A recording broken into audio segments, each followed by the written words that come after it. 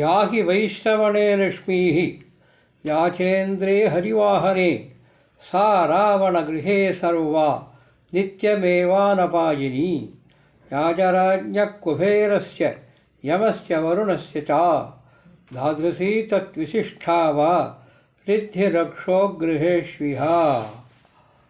குபேரனுடைய லக்ஷ்மி, தேவேந்திரலோகத்தில் உள்ள ஸ்வர்கலக்ஷ்மி, குபேரன் வருணன் யமன் போன்ற திக்பாலகர்களின் சம்பத் ஒருங்கே அமையப் பெற்றுள்ளது இந்த ராவணனுடைய கிரகம்.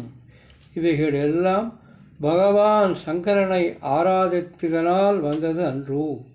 இந்த 2 ஸ்லோகங்களை மந்திரங்களாக சுந்தரகாண்டத்திலிருந்து தேர்ந்தெடுத்திருக்கிறார்கள். இதை தினம் 12 முறை பாராயணம் செய்தால் சகல சம்பத்துக்களும் உண்டாகி கஷ்டம் விலகும் என விட்டல்தாஸ் மகாராஜ்